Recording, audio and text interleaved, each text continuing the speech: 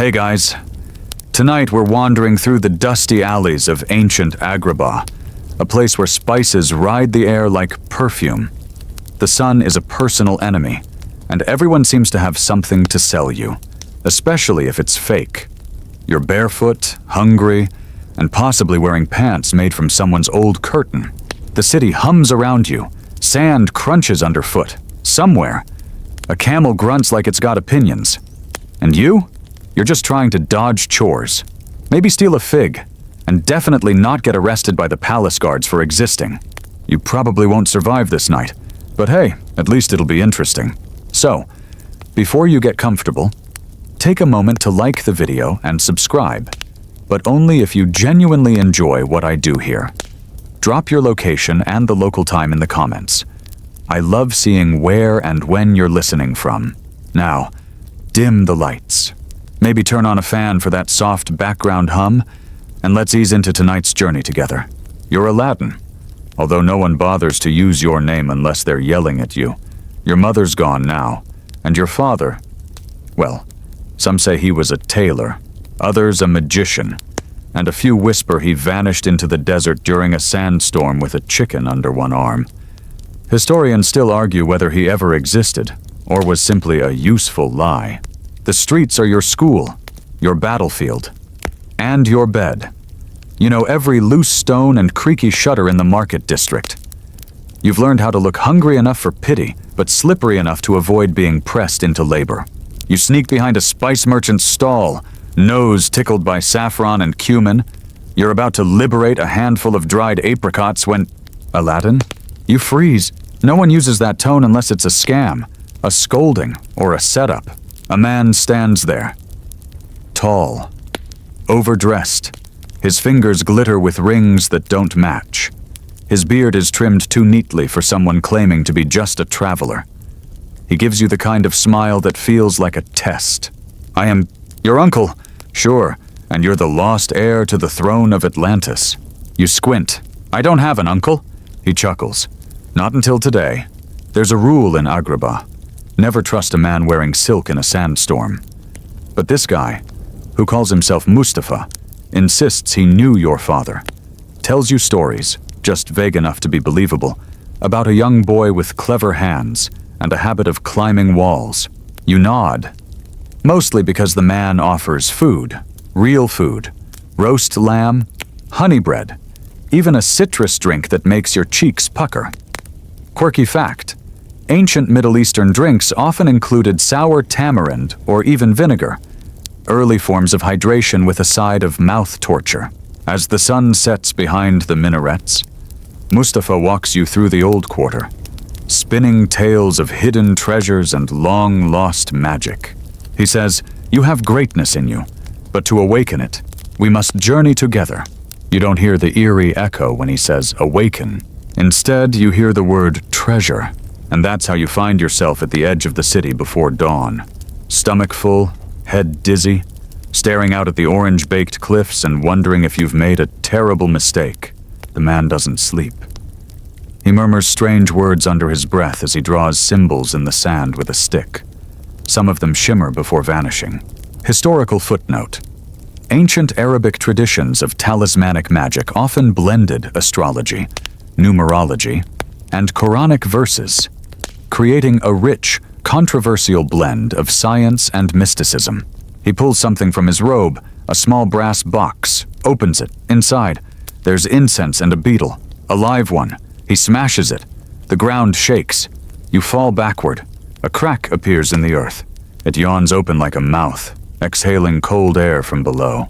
This, he says, is your destiny. It looks like a pit. It smells like dust, mold, and maybe roasted goat? You lean forward. Shouldn't we have a rope or something? He hands you a cheap oil lamp. You won't need one. Just light this when you're inside. That's when it clicks. This isn't a rescue. This is a mission. And you're the expendable one. But you're curious. Always have been. That's your biggest flaw. Really, curiosity, historically, has led to more broken bones than bravery. You step into the darkness. The earth swallows you whole. The last thing you hear is his voice. Bring me the lamp, and you shall have anything you desire. Yeah, that sounds totally legit. The descent is slow at first, just a dusty ramp winding down into the earth like the inside of a cinnamon roll baked by someone with boundary issues. Each step echoes. Your breath forms clouds in the air, even though you're technically underground in the desert. That's the first warning sign. The second? The bats. A dozen of them flap overhead.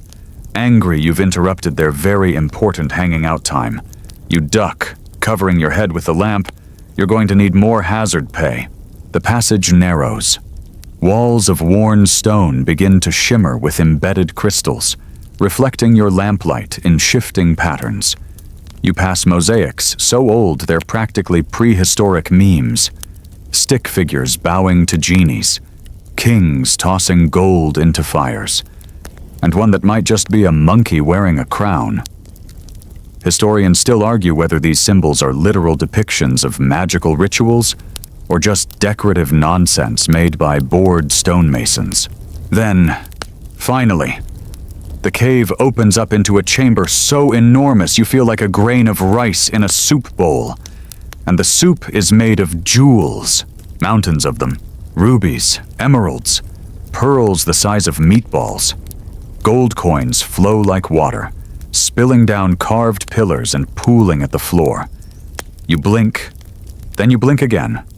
This is definitely not OSHA approved.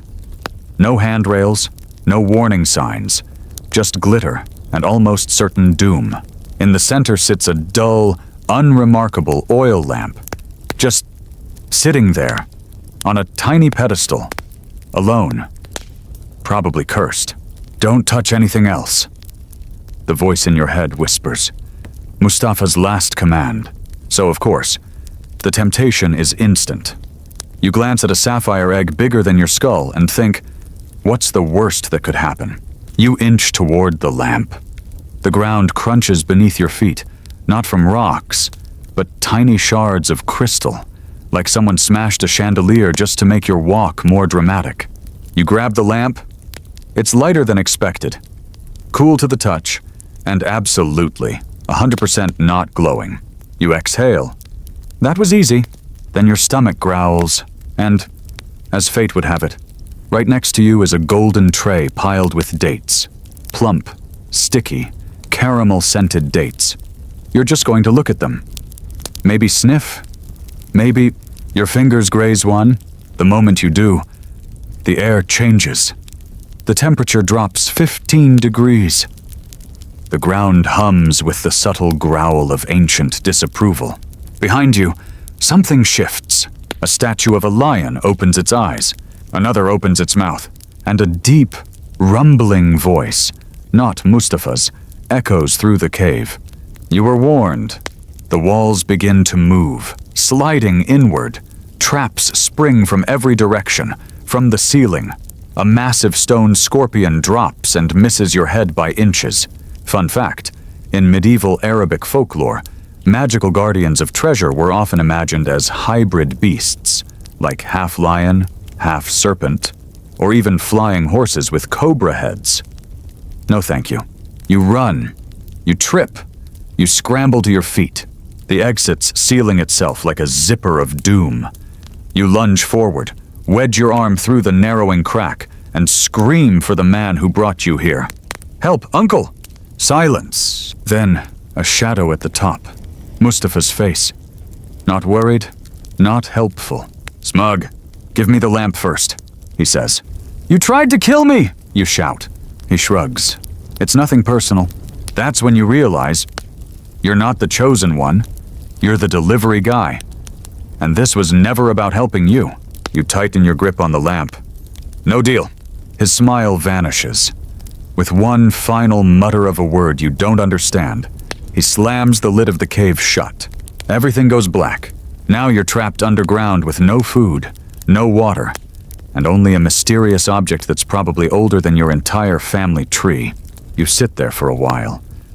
At first, you cry just a little, quietly, because the stone scorpion's still twitching and you don't want to look weak in front of it. Eventually, your tears dry up. You start fiddling with the lamp. Maybe it has a secret compartment. Or a snack. You rub the side just once. The air crackles. The room glows blue. And then, in a burst of smoke that smells faintly like roasted almonds and possibly regret, a shape unfolds in front of you. Massive, muscular, and very, very sparkly.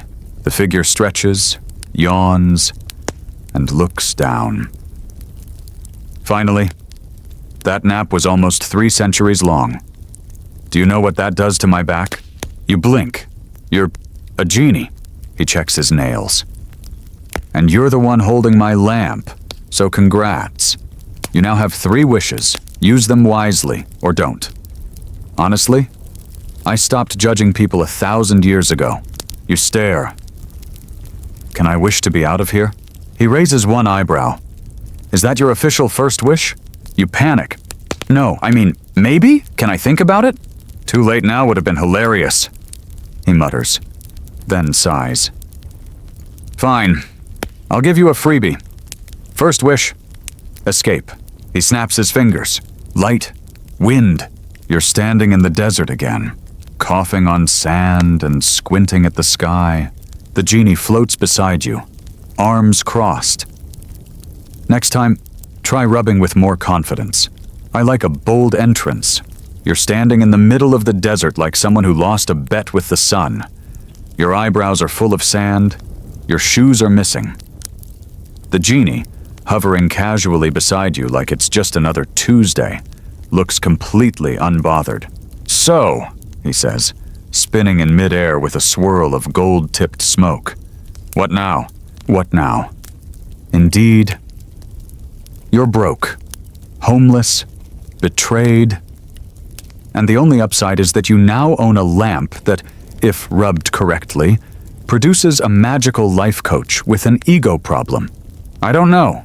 You admit, the genie, whose name, he finally reveals, is Rachmet the Unbottled, stretches again, then zips through the air in a lazy loop.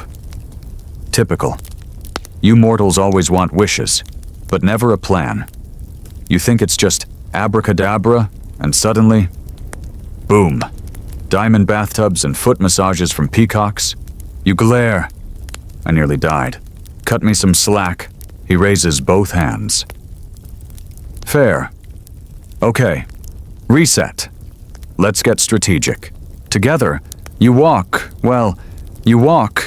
He floats toward the city, and that's when he starts probing. What do you want? Aladdin? Gold? Power? Revenge? A reality show deal? You think for a long time. I want to matter. That shuts him up. Briefly. Eventually, he says. All right. Wish for something that opens doors. Not just gold. Status. Nobility. The kind of stuff that gets you into palaces. Mainstream historical fact. In many Islamic courts of the medieval era, upward mobility wasn't totally impossible if you were smart, lucky, and politically savvy. Of course, magic helped. You nod slowly. Okay. First official wish. I want to be rich, respected, a prince. The genie does a backflip. Now that's a wish I can work with. He claps. A sandstorm whips around you, blotting out the sun. It howls, twists, and vanishes as fast as it appeared. You cough out a mouthful of grit, then stop. You're standing in new clothes, not just new, ridiculous, velvet, embroidery, shoes so pointy they double as letter openers. Behind you is a caravan, camels, horses, servants, and an elephant wearing a crown. You gape. Is that? Yes, Rachmet says proudly. Your royal procession. Now get on the camel. We've got a grand entrance to make. You ride into Agrabah like a comet dipped in sequins. The streets part for you. People whisper. Children drop their sweet cakes. Who is that? They murmur. A prince from the east? No one recognizes you. Not even the baker who once threw old pita at your head. Power, you realize, is 90% robes and 10% arrival music. Your caravan pulls up to the palace gates, and there she is, the princess. Let's pause. The historical Princess Badroulbadour, depending on which manuscript you're referencing, was known for her sharp wit, political instincts, and legendary beauty. In some versions, she also had a pet leopard named Lickspit. We're skipping the leopard. She stands at the balcony, skeptical, not charmed, not flattered, just watching. Her eyes are like daggers wrapped in silk. You wave, she doesn't wave back. Inside the palace, the Sultan welcomes you as Prince Aladdin of the unpronounceable sands. You bow, you charm, you fake confidence so hard your eyebrows start sweating. But every time you glance at the princess, she's smirking like she knows something you don't. Spoiler, she does. Because while you're busy juggling etiquette lessons and the correct angle to hold a goblet, answer, exactly 17 degrees. Something is brewing. Someone is watching. Mustafa? Yes, he's still alive and furious. Word of your miraculous return and sudden rise in status has reached him through the underground grapevine of angry ex-sorcerers. Quirky tidbit. In certain Persian tales, villainous sorcerers are often described as being eaten by envy like a peach devoured by ants. Highly poetic, slightly itchy. He's got a new plan, a better plan, and it begins with taking back what he believes is his... your lamp, to be specific. And while you're busy learning how to bow without falling over, he's already slipped back into the city, disguised, patient, and plotting. Meanwhile, the genie lounges in your ridiculously oversized suite, feeding grapes to himself with a floating spoon. Just so you know, he says between bites. Palace life gets complicated. Hope you've got a plan B? You don't. But you do have a mirror that's been enchanted to whisper compliments. And frankly, that's helping a little. As night falls over Agrabah, you gaze at the lamp resting on your new gold-inlaid shelf. For now, everything's going your way. But even magic has a shelf life. You wake up in satin sheets so slippery they might as well be made of eel skin. The sun slants through gauze-draped windows, casting golden ribbons across a room that still doesn't feel like yours. A harp plays somewhere. You didn't hire a harpist. The palace just has them, apparently. You roll over and find the genie floating upside down over your bed, reading a scroll titled Royal Etiquette for Dummies. Morning, your lavishness, he says, licking a honeycomb like a popsicle. Ready to pretend you know what fork to use again? You groan. You're exhausted from pretending to know how to wear 17 buttons properly, pretending to care about spice tariffs, pretending not to flinch every time someone calls you Your Highness. At breakfast, a parade of royal advisors asks if you'd like to approve some road improvements, adjust grain taxes, and maybe, just casually, invade a neighboring city-state. You nod vaguely, more focused on the tiny teacup in front of you, which seems to refill itself whenever you're not looking. One historical fact: ancient Arab courts really did operate on layers of delegation, from grand viziers down to royal scribes. The Sultan usually got credit, or blame, but rarely handled the boring bits himself. Unless, of course, he was particularly nosy or bored. You are both. Good news, an attendant says. The princess has agreed to share an audience with you this afternoon. You freeze the princess, Badroulbadour, the only person in this palace who sees through your jeweled exterior like it's a cracked window. She's been watching you since your arrival. Your awkward jokes, your hesitant bows, the way you nearly sat on the ambassador from Damascus. She's no fool, and today she's going to test you. You dress carefully. Layers of silk, embroidered boots, a belt studded with rubies so large they might be cherries. You ask the genie for help. Maybe something subtle? You suggest. Subtle is for mortals, he replies, snapping his fingers. You now have a cloak that shimmers between 5 colors depending on your mood. You hope that doesn't include panic. In the audience chamber, you find her seated on a throne carved with crescent moons and phoenix wings. Her expression is calm, but her eyebrows are doing most of the talking, and none of it is nice. You bow, deeply, without falling over. Progress. She tilts her head. Prince Aladdin, was it? Yes, Your Highness. You say, your voice is a little too high. You sound like you swallowed a flute. I hear your lands are vast, she says. Where exactly are they located? You glance at the genie, who has disguised himself as a very judgmental potted plant, just south of the River of Golden Winds. You say, inventing wildly. Near the border of endless mists. She smiles sweetly.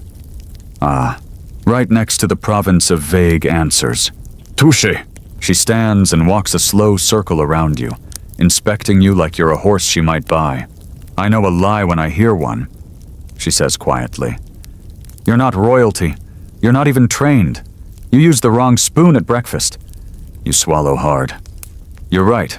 And then, for the first time, you drop the act. You tell her, carefully, that you were nobody. That you found something powerful. That you didn't come here to fool her, exactly, just to earn a chance. She listens, and she doesn't leave. Doesn't call the guards. You're bold, she finally says, and deeply unqualified. You nod, but I'm learning. That makes her laugh. A real laugh. Light and warm and short. I'll give you this, she says, stepping close enough that you smell jasmine and steel. You have potential. But don't lie to me again. I'm not a prize. I'm a person. You nod again. Noted. Deeply noted. And just like that, the tide shifts. Not entirely in your favor, but slightly less against you. Unfortunately, across the city, tides are shifting in darker ways. Mustafa, your not uncle, not dead sorcerer, is busy charming his way into the local bazaar. Disguised again, this time as a spice merchant with very aggressive eyebrows. He begins asking one specific question. Have you seen a strange lamp? One fringe tidbit. In some versions of this tale, the villain finds out about the lamp not through spies, but because the genie slips up and brags during a game of astral backgammon. Back in your chambers, you're finally starting to relax. You've had a diplomatic breakthrough. You haven't spilled anything on your tunic in over 6 hours. Then a servant enters. Someone is offering new lamps for old ones. Sire, a curious promotion. Your blood freezes. Did any of our staff? I'm afraid so. The old one on your shelf, gone? You sprint. But it's too late. The lamp is missing. And with it, so is your genie. That night, the palace vanishes. The palace is gone. You don't mean misplaced or some walls collapsed. You mean gone, as in blipped out of existence. One moment you were admiring the intricate mosaic on the floor while awkwardly trying to impress a princess. The next, poof. Where once stood towers capped with gilded domes and gardens dripping with pomegranate trees, there is now an empty plot of land and several confused pigeons. You're on the ground, coughing from the burst of displaced air, face first in what used to be your foyer. A man with a harp is sobbing quietly into his velvet sleeves. Someone's ostrich has fainted. And Rachmet, your sarcastic, wish-granting, grape-scarfing roommate? Nowhere! You stand up slowly, heart hammering. The realization spreads like spilled ink. The lamp has been stolen. And Mustafa, your not-uncle sorcerer with a grudge and a mustache that could commit crimes, has it. Cue panic. The Sultan is screaming. The guards are running in useless zigzags. The princess is gone too. You clench your fists. I'm going to fix this, a tiny voice nearby mutters. Good luck, pal. You look down. It's the monkey, the palace's resident food thief and sometime distraction artist. He's standing on a broken pillar wearing a tiny vest, holding a crumpled bit of fabric that might be from the princess's dress. You blink. Wait, do you talk? He blinks. Do you think I wear this vest for fashion? Fair. Now partnered with a highly expressive monkey, you begin your chase. There's no magic left, no genie, no caravan, no enchanted carpet. Everything you had was built on wishes, and now those wishes are held hostage. So you do what mortals have always done when faced with overwhelming odds and magical theft. You walk. For 3 days, you and the monkey trudge through the desert, sand in your socks, sun in your soul. A falafel stand would honestly count as divine intervention at this point. Eventually, you come upon a traveler's outpost. Just a few tents, some water skins, and one rather suspicious merchant with a map. "Looking for something that's gone missing?" the merchant says, his smile all teeth and too many rings. You nod. "A palace, and possibly a princess." He nods sagely. "Ah, yes. Just west of the mountains of smoke. Whole palace appeared out of nowhere 3 nights ago. Locals are calling it the Floating Fortress." You and the monkey exchange a look. "Time to move!" As you cross dunes and salt plains, stories trail behind you. You hear of a golden fortress drifting over the horizon, of villagers who wake to find strange shadows over their fields, of a sorcerer with eyes that burn like hot coals and a voice like thunder, and always the lamp that grants him everything he demands. One historical tidbit. Medieval legends across the Middle East often spoke of sky palaces or floating islands, symbols of unreachable power. Some scholars believe these tales reflected real fears of invading empires or the whims of caliphs who ruled from afar. By the 7th night, you're camped beneath a crescent moon, chewing hard bread and listening to your monkey insult the stars. Then, like something from a fever dream, it appears, the palace, floating, lit from within by an eerie green light, suspended not by ropes or beams, but by sheer, screaming magic. It drifts above a plateau, guarded by shimmering barriers and spectral lions. You count 2 towers, 1 courtyard, and a balcony. And there, on the balcony, is her, Princess Badrulbadour, alive. You don't know if she sees you, but she's there, and so is he. Mustafa stands at the edge of the tower, arms raised, cloak snapping in the wind. He's gloating. Of course he's gloating. That's what villains do. Your fists tighten. You may not have magic anymore, but you've got a plan.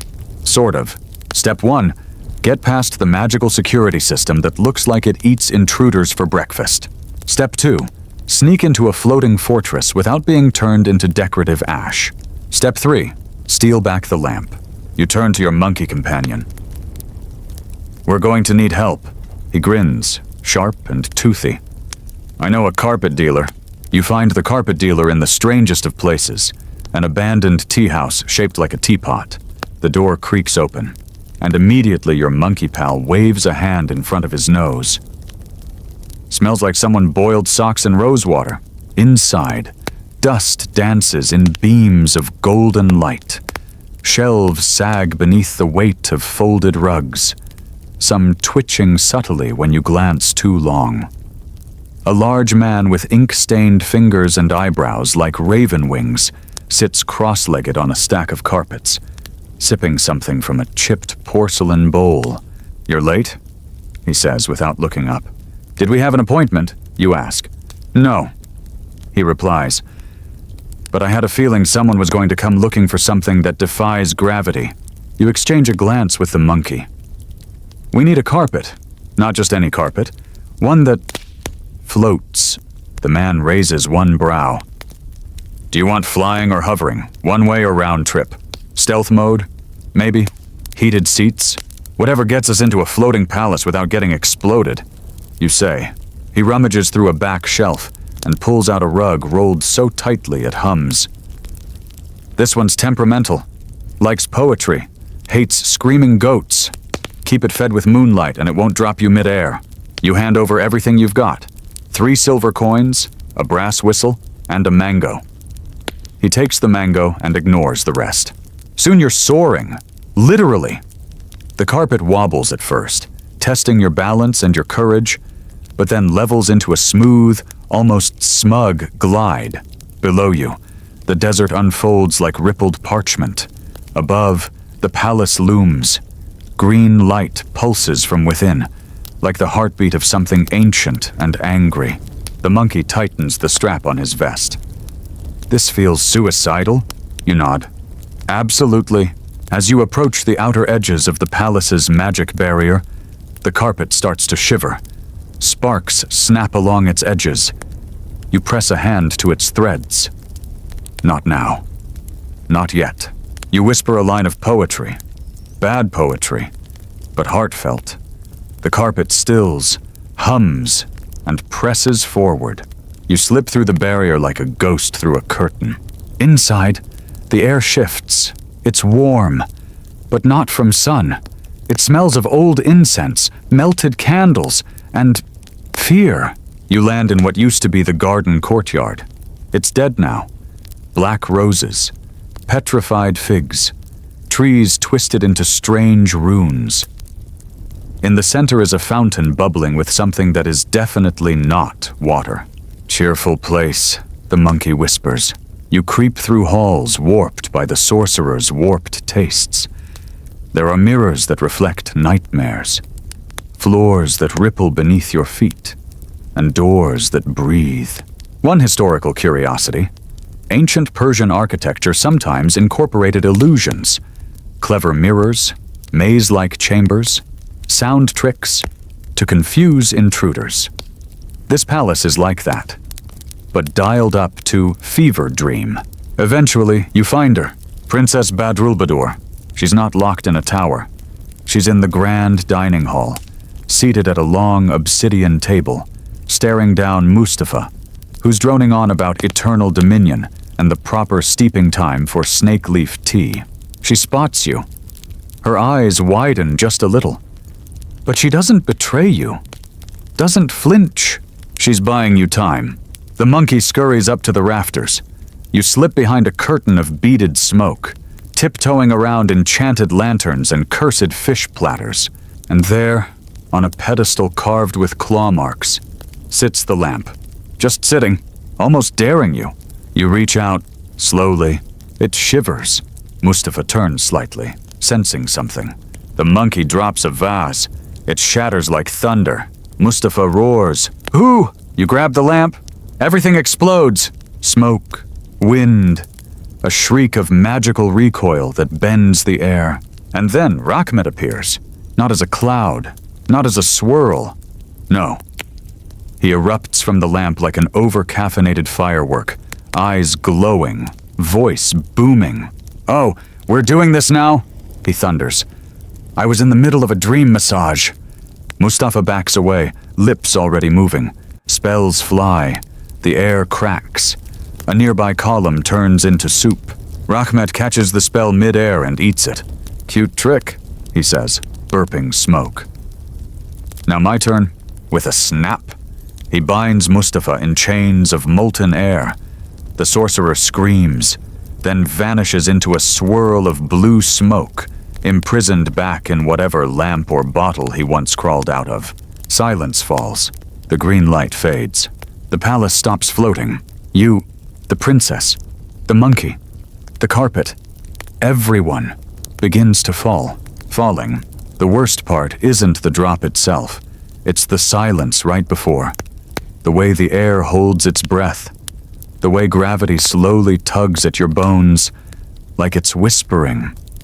"Hey, remember me? The floating palace, now just a very heavy house with trust issues, begins to plummet from the sky. You scream. The princess screams. The monkey, oddly, laughs. Rahmet does not scream. He yawns. "Oh, fine," he mutters. "Let's avoid the splat." With one lazily snapped finger, time warps. You don't fall. You float, suspended mid-air with your arms flailing in slow motion like a noodle caught in a breeze. The palace itself groans and shudders but settles, gracefully, if not a little crooked, on a hillside just outside Agrabah. Stone meets earth with a puff of sand. A few columns crumble like cookies. One tower rolls down a slope and smashes a date cart. No one was hurt, unless you count the emotional damage to the dates. You land on your feet. The princess lands on her feet. The monkey lands on your head. 10 out of 10, he says. Would plummet again. Rahmet stretches his arms like he just woke up from a refreshing 1,000-year nap. Well, that was dramatic. You're welcome. You look around. The threat is gone. The palace is safe. Everyone's alive. You blink. Did we just win? The princess lifts one eyebrow. Define win. You consider it. We're not dead. He's gone. The carpet's still in one piece. Seems like a win. She nods, cautiously. A provisional victory. You finally have a moment to breathe, to think, to absorb what just happened. The genie hovers beside you, arms crossed. So, you want to make another wish?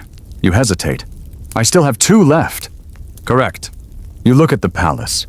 The princess, the monkey chewing on a stolen pearl. You know, Rahmet says, now would be the time most mortals wish for immortality, or infinite wealth, or, to be honest, a harem the size of a small village. You glance at the princess. I don't think that's going to go over well. Smart boy. So you wait. For the next few days, things settle. The palace becomes the city's new marvel. Children dare each other to touch its weird, glowing bricks. Scholars arrive to poke at the levitation runes etched into the basement.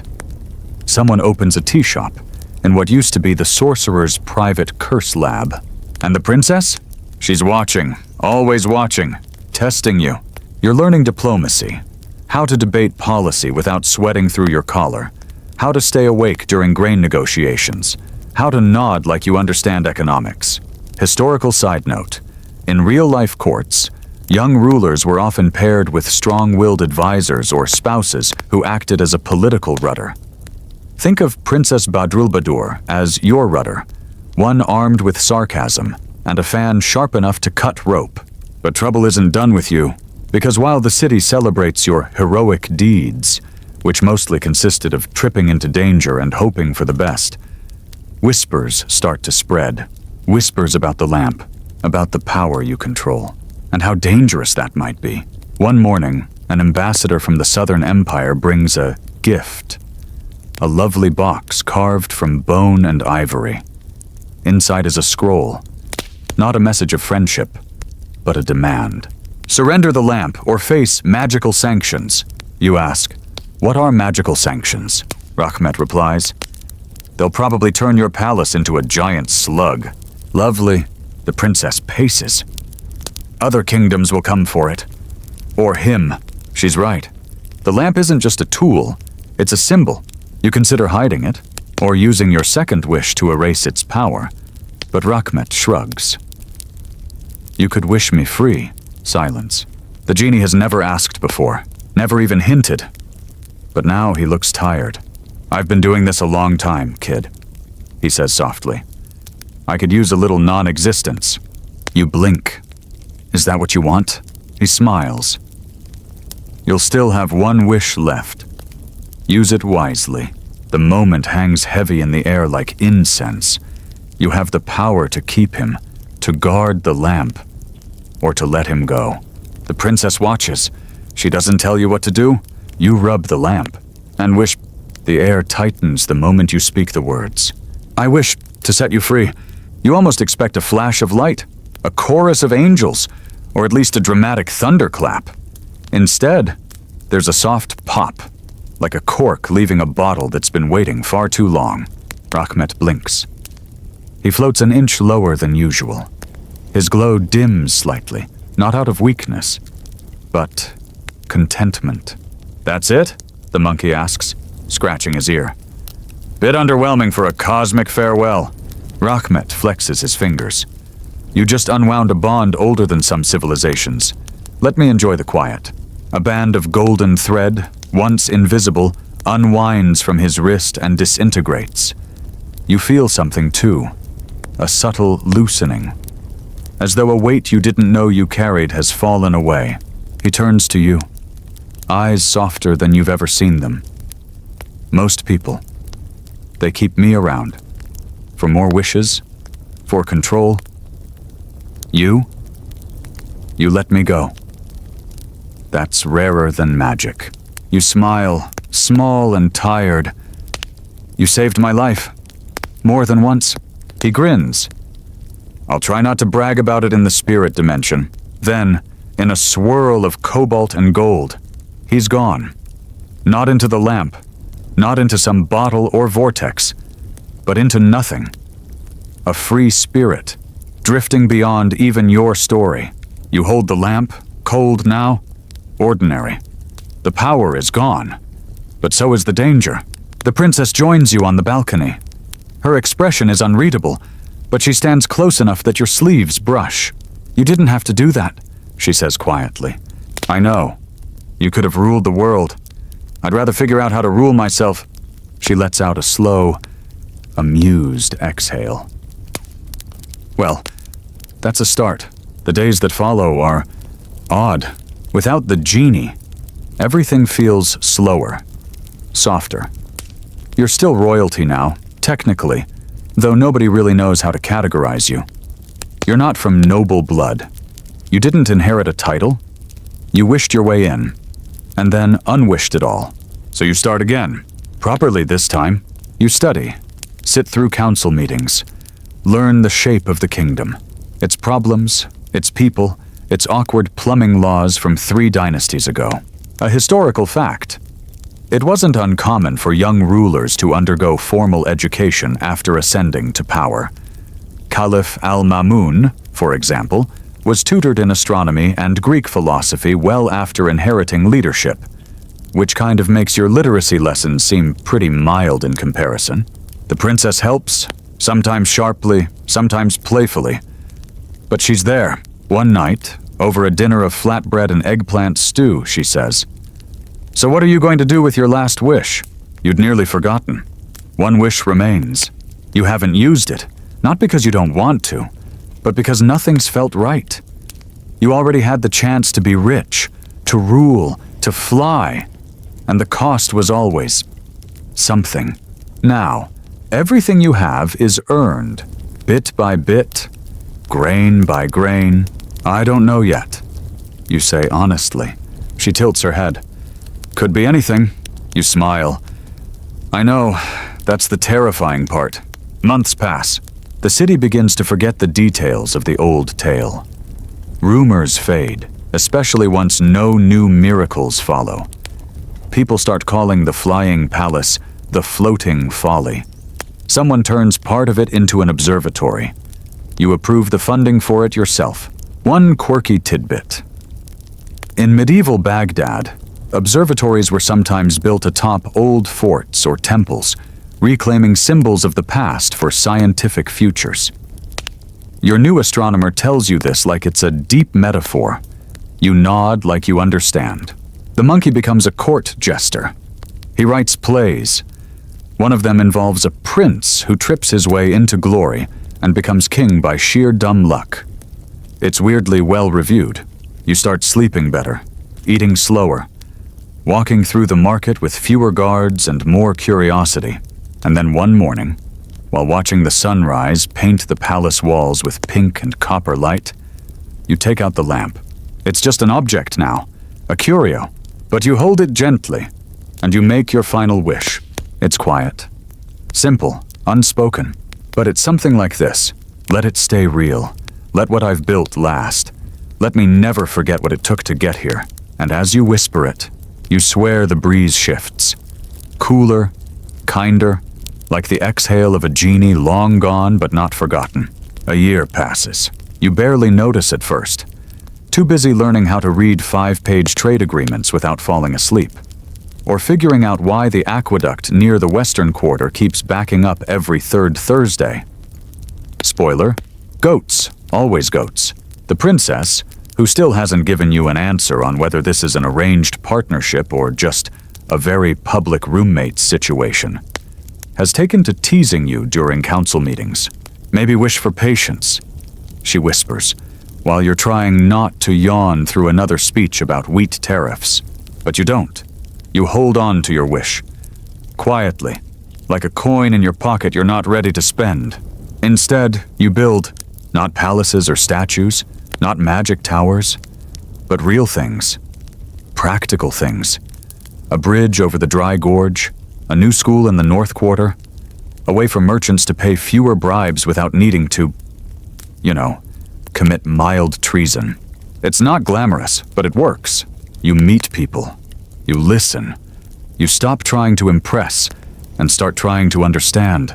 Historically, this is a pattern. Rulers who gained power under strange or sudden circumstances often leaned on public works to legitimize their reign. Think of Emperor Ashoka, once a warlord, later a champion of roads, hospitals, and edicts carved into rocks. You're no Ashoka, but you do install 2 new public fountains and demystify the tax code, which is something. Still, not everyone's a fan. You start noticing it in the small things. Invitations you don't receive. Nobles whispering just a little too quietly. The guards who used to bow deeply now give a perfunctory nod.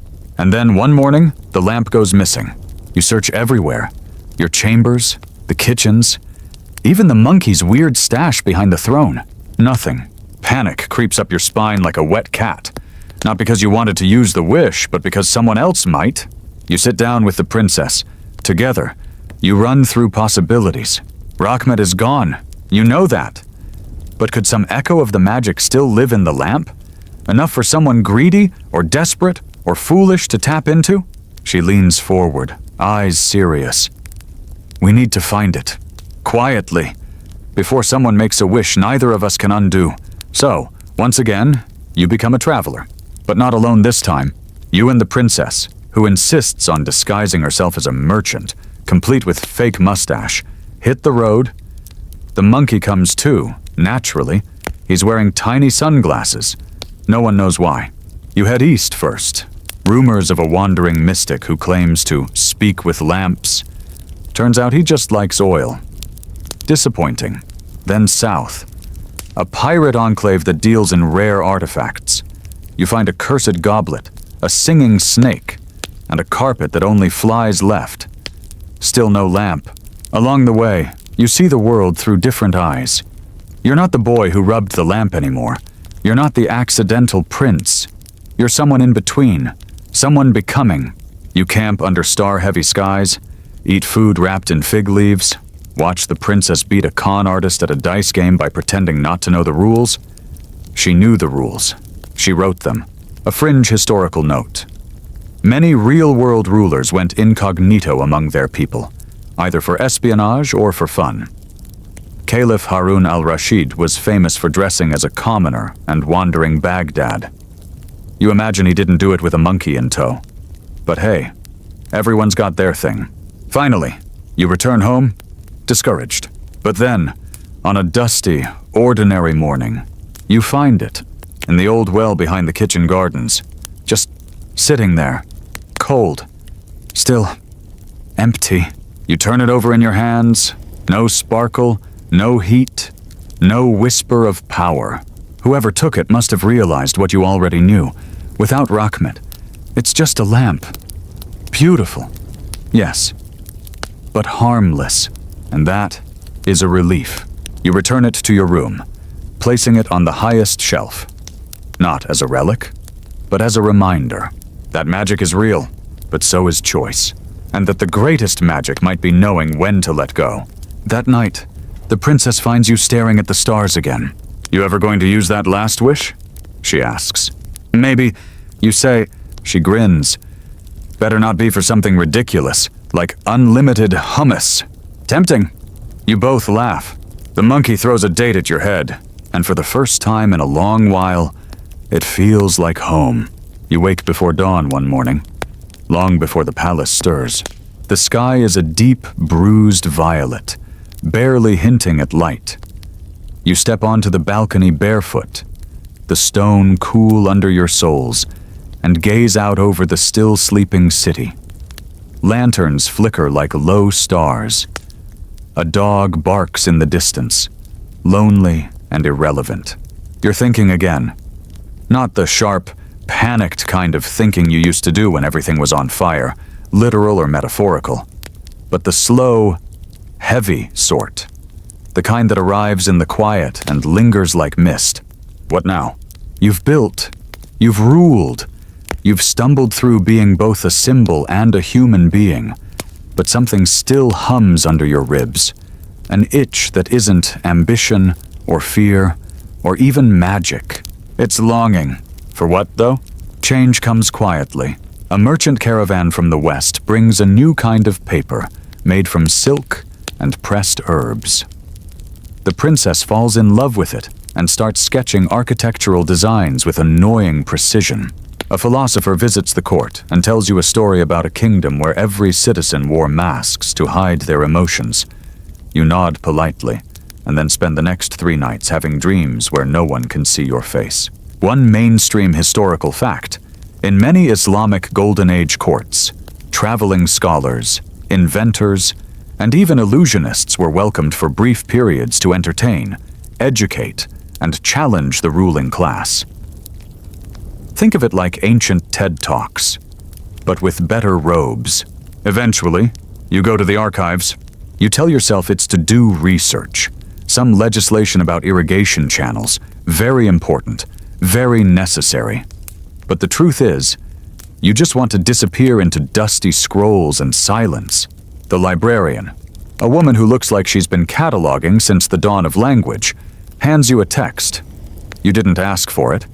She just places it in your hand and says, "This feels like your kind of story." You raise an eyebrow. She's already gone. The manuscript is ancient, ink faded. The title? The Man Who Never Made His Third Wish. You sit there, stunned. It's not your story. Not exactly. But it's familiar. A boy, a lamp, 2 wishes, power, riches, loss, and then nothing. He never used the third. Why? No one knows. The record ends abruptly. Some scholars think the scroll was damaged. Others claim it was left incomplete intentionally, meant to reflect the mystery of restraint. Historians still argue whether the story was allegory or historical record. Was it a metaphor for political restraint, or a literal account of a king who chose silence over omnipotence? You close the scroll slowly. Mind spinning? That night, you sit with the princess by the reflecting pool. She says, "You've been quiet." You nod. Thinking about the lamp? Thinking about what we do when there's nothing left to wish for. She leans back, stretches her arms over her head. Then you live. You build stuff. You mess it up. You fall in love. You lose things. Then you do it again. You stare at the surface of the pool. "Maybe that is the wish," you murmur. She doesn't laugh. She just looks at you for a long time, then gently flicks water into your face. Stop being profound. It's exhausting. You spend more time in the city. Incognito again, but not in secret. Just quieter. Plainer clothes. Slower steps. You help a child chase down a runaway kite. You drink bitter coffee from a dented tin cup and pretend to like it. You sit under an apricot tree and listen to an old man explain that his donkey is probably smarter than half the royal court. You agree. Solemnly. One quirky tidbit. In 9th century Baghdad, street performers would often recite tales from the 1001 Nights for coins, sometimes altering endings depending on audience mood. You meet one such storyteller. He's halfway through Aladdin, and you realize he's absolutely mangling the plot. You let it slide. You don't need the story back. It's yours already. One evening, you open the lamp again. No glow, no whisper. Just brass and silence. Not to summon, just to remember.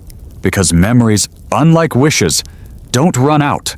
A royal marriage is a curious thing. You'd think it would be about silk robes, golden rings, and 12-course feasts featuring questionable jellied animals. And, sure, there's some of that.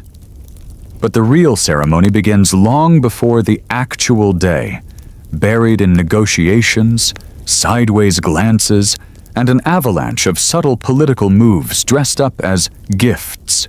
The princess finally says yes, not because she's been swept away by a whirlwind romance, although the monkey did deliver your proposal scroll while wearing a miniature tuxedo, but because you've both slowly come to realize something very unmagical and very real.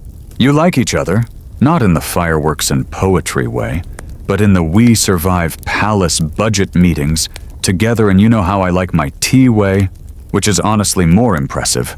The wedding preparations turn the palace into a chaos vortex. Foreign dignitaries arrive early. Musicians rehearse loudly and badly. The palace falconer starts grooming his birds for the ceremonial flyover, and one of them escapes, dive-bombing the dessert table. Meanwhile, you can't sleep. You keep thinking about your parents. Would they have been proud? You remember your mother humming while she cooked? Flour on her nose? You remember your father's hands, rough and cracked, wrapping yours when he taught you to braid rope? No one braided ropes at your wedding, but they would have found some meaning in the gesture. You take a quiet moment before the ceremony. You sit by the window, holding the lamp in your lap. Just for company, not for use. The princess finds you there. She's wearing gold, not heavy or blinding, but soft, like old sunlight. Her hair's half up, half down, with tiny pearls braided into it like secrets. You look like someone who's about to bolt, she teases. You smile. Just thinking. She nudges the lamp with a finger. Still holding on to it? You nod. It reminds me of how far we've come. She pauses. And how far we still could fall. You both laugh. Historically, royal marriages were rarely about love, more often treaties in disguise. Cleopatra and Mark Antony had sparks. Sure. But mostly they were navigating political earthquakes. And let's not forget Emperor Justinian and Theodora. Co-rulers, reformers, and weirdly, fashion trendsetters. You and your princess aren't reformers yet. But you are honest. You fight sometimes. Over stupid things. Like water taxes or whether the monkey should be allowed in royal council chambers. He shouldn't. But you apologize afterward.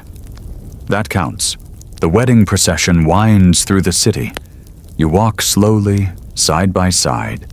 The streets are lined with people, some cheering, some throwing flowers, some just watching quietly. You meet their eyes, one by one. It's not like the stories. No dragons, no evil viziers cackling from rooftops. Just a city and its people, looking at you and hoping you won't mess this up. A fringe historical note. In certain Persian and Ottoman traditions, wedding parades included symbolic acts, like sowing seeds along the route or smashing jars of honey, to ensure fertility and prosperity. In your case, someone throws a handful of chickpeas at your head. It's unclear what that symbolizes. The palace feast is as over the top as expected. A roasted peacock wearing its own feathers, rice dyed in 7 colors, a cake so tall the baker had to climb a ladder to frost the top. The monkey eats half of it before anyone notices. Afterward, you sneak away. Not for anything dramatic, just to breathe. You and the princess sit on the roof under a star-thick sky, legs dangling over the edge, sharing a single cup of sweet tea. You ever going to use that wish? She asks again. You shrug. Maybe when we really need it? She leans her head on your shoulder. I think we already have everything we need. You don't answer. Not out loud. But the lamp stays quiet in your pocket. And that feels like an answer too. It doesn't happen all at once. One day, the palace wakes up to the sound of thunder. And it's not the kind that comes from the sky. It's boots. Thousands of them, marching across the desert, kicking up a dust storm that settles like a bruise on the horizon. An army is coming. Not a squabble between border tribes. Not a rogue bandit prince trying to make a name. This is an empire, sleek, silent, and chillingly organized. They don't bother with declarations or envoys. They just move forward. You're in the war chamber when the news hits. Maps are unrolled, tokens placed. Everyone speaks at once. Except you. You're staring at the lamp. Because this is it, isn't it? The moment. The real emergency. Everyone assumes you'll use it. Even the princess says nothing. But her eyes flick to the lamp every time the council argues over supply lines and cavalry flanks. But something holds you back. Call it pride. Call it instinct. Call it historical irony. Mainstream fact. During the siege of Baghdad in 1258, the city's famed scholars tried to negotiate using knowledge and books as their currency. It didn't end well. The invaders threw books into the river until the Tigris ran black with ink. You aren't about to let that happen. So you prepare. You ride out to villages, personally, checking defenses, speaking with farmers, boosting morale. You train alongside your soldiers, not for glory but to sweat beside them. You stink. Your feet blister. You accidentally knock yourself out with a poorly swung mace. Twice. Quirky tidbit. Historical rulers often had body doubles to confuse assassins. You briefly consider this, but the monkey refuses to wear your clothes. The princess leads food storage efforts. Rations are sealed and hidden. She creates decoy granaries just to mess with enemy spies. When the army arrives, they don't find a city trembling in fear. They find a trap. Your archers wait in towers lined with honeypots, not for snacks, but to pour molten resin. Your walls hold, your streets twist like puzzles.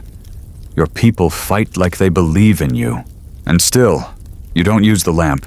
Historians still argue whether restraint in war is wise or foolish, whether kings who withhold their ultimate weapons are noble or just naive. But you watch the enemy falter. Watch the tide turn, not because of magic, but because of months, years of small decisions, loyal hands, and lessons learned from a life spent scraping by. One morning, silence returns. No drums, no metal, just wind and birdsong. The enemy is gone, vanished like a bad dream. The city celebrates. Of course, fireworks, songs. Some guy parades around in a papier-mâché dragon costume, even though there were absolutely no dragons involved. You stay quiet. You walk the ramparts alone, the lamp finally heavy in your hand. Not with power, but with everything you didn't do with it. Later, the princess finds you there. You offer her the lamp. She tilts her head. You sure? You nod. I don't think it belongs to me anymore. She smiles. I think you already made your wish. Just took the long way around. You grin. Long's better than wrong. She takes it and tucks it away. Neither of you speaks the wish. But maybe, that was the third wish after all. Peace doesn't sing. It hums, a low, steady murmur of rebuilding, of merchants arguing over apricots, of children playing in the palace courtyards, blissfully unaware that war once nibbled at the edge of their world. You settle into the lull like someone easing into warm water. It's strange how stillness takes more getting used to than chaos.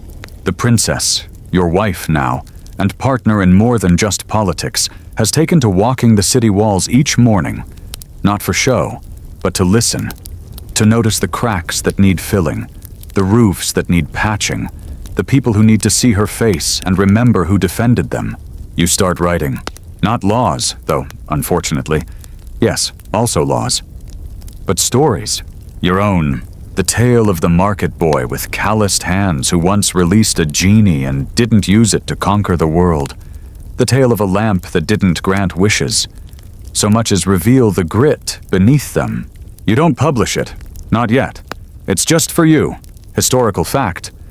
The Mughal Emperor Babur kept an intimate diary, not of statecraft but of pomegranates, poetry, and his thoughts on mountain air.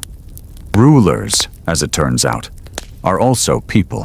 One afternoon, while lounging with a cup of spiced tea, you notice the monkey has built a tiny shrine to the cake he stole at your wedding.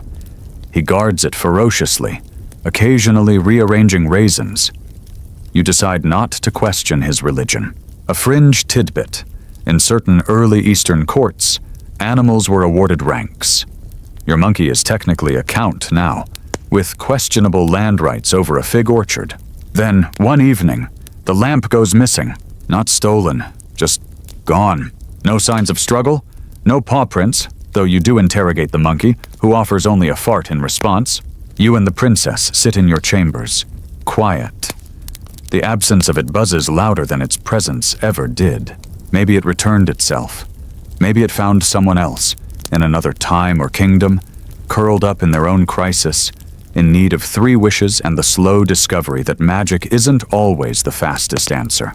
Historians still argue whether the lamp was ever real, whether it was a metaphor, a piece of folklore grafted onto a street kid's lucky break. You know better, but you're also okay with letting it become a story again, because what matters now is not what the lamp was, but what it left behind. A city standing strong, a people who remember how to laugh, a partnership rooted in stubborn trust, and you, scribbling by candlelight, still terrible at spelling but getting better, at peace, for now. Of course, peace doesn't mean boredom. It means paperwork, the kind with terrifying words like import tariffs, grain equity, and demographic census realignment. You quickly learn that running a kingdom isn't just waving from balconies and smiling at babies. It's budget hearings, it's audits, it's 14 scrolls debating whether camels should be taxed as livestock or transportation. So you try to rule like you lived, on instinct, kindness, and a slightly concerning amount of luck. You start small, rewriting the tax code so bakers and goat herders don't cry when they see a royal seal, setting up an orphanage that teaches swordplay alongside math, outlawing certain powdered wigs because, frankly, they're a fire hazard and an eyesore. The princess, ever the sharper blade, dives into diplomacy. She hosts tea with visiting rulers, turning political minefields into floral arrangements. She introduces education reforms, royal libraries, and something suspiciously resembling public health care, though it's mostly herbal steam tents and sarcastic grandmothers. Mainstream fact: the famed Queen Zenobia of Palmyra ruled with such intellect and poise that Roman historians grudgingly admitted she was no less wise than any philosopher. Quirky tidbit: you accidentally sign a decree that declares Tuesday illegal. It takes 3 weeks to undo, and now everyone in the city calls that period the Weekless Rebellion. But even as your kingdom steadies, rumors drift in like sand under the door. Whispers of another magician, someone who claims to know your story, someone selling fake lamps in market stalls and stirring up old legends for coin. Or worse, you dismiss it at first, but then people start coming to you, asking if it's true, if there's another genie. You give them a half smile and say, "There might be, but I don't need one." Still, curiosity itches. One day, you head down to the market alone. Hood up. You find the seller easily. He's dramatic, cloaked in mystery, wearing far too much eyeliner. He spins a tale, your tale, with just enough wrong in it to make you laugh. When he reaches the part where the brave and noble Aladdin summoned a storm of gold snakes, you raise your hand. "You sure that's how it happened?" He blinks. "Were you there, my lord?" You grin. "Closer than you think," and walk away. Historians still argue whether kings should interfere with public myth, or let legends breathe on their own. You choose silence, because some stories are meant to be bigger than you. Later, back in your study, you write one final line in your journal. "I never made the last wish. Turns out, I didn't have to." You cap your pen, set the scroll aside, and watch the candle flicker low. The days slow down, as if the very air has grown heavier with memory. You wake earlier now, not because of urgency, but because dawn has become your favorite time, the moment before the city fully stirs, when the birds sing like they're telling secrets and the rooftops glow like warm brass. There's a chair you like by the garden window. You sit there often, in the quiet, sipping mint tea steeped so long it's practically philosophy. The monkey still lurks nearby, now slower, rounder, and content to nap on a cushion with a ridiculous embroidered crown. The princess joins you sometimes, curling beside you without a word. Other mornings, she vanishes into the city, dressed plainly, asking questions like a scholar. How are the olives this year? Is the East Quarter flooding again? Why does no one like the new chancellor? Mainstream fact: in ancient Cairo, rulers often disguised themselves to walk the streets, gathering unfiltered public opinion before enacting decrees. Your wife takes this to heart, though her disguise is mostly a scarf and an overly dramatic limp. Quirky tidbit: The monkey now communicates using a set of painted cards. You're fairly certain he's asking for a raise. You're also fairly certain he has no job. You've kept writing, of course. Your journals have become volumes. You've started slipping fictional names into them, changing dates, mixing fact with story until it becomes something else entirely. And in that blur, you realize you are not protecting the past. You are preparing it. For someone else to find. For a child, maybe tucked beneath a blanket in a future you'll never see. Listening to a story about a boy, a lamp, a genie, and a choice. Historians still argue whether Aladdin was real or just a folk echo stitched into 1,000 nights of survival and imagination. But maybe, just maybe, that's the point. The princess walks in one evening, holding a scroll. "You wrote your own bedtime story," she says softly. You nod. "I didn't know how it ended until now," she smiles. And now, you reach for her hand. The sun is setting, bleeding gold across the horizon like spilled saffron. Now it's time to sleep. Wind down begins. So here you are. Dear listener, the candle flickers low, the palace grows quiet, and the lamp, real or not, has found its rest. Let your breath soften. Let the shadows fall gently around you like silk. The world doesn't need you to move now. Not tonight. Imagine the cool stone of that palace corridor beneath your feet. The scent of spiced tea curling into the air. A monkey snoring softly nearby. And two figures watching over a kingdom not of riches, but of resilience. You made it. You survived the storms, the magic, the hunger, the doubt. You made your wishes, not with words, but with choices. And in doing so, you became the story. Let that thought settle into your bones like warm sand after the sun's passed over. Close your eyes, and if you dream of lamps and lanterns, of swirling blue genies and markets full of apricots, let them come gently. Because tonight, there's no need for wishes. You're already home.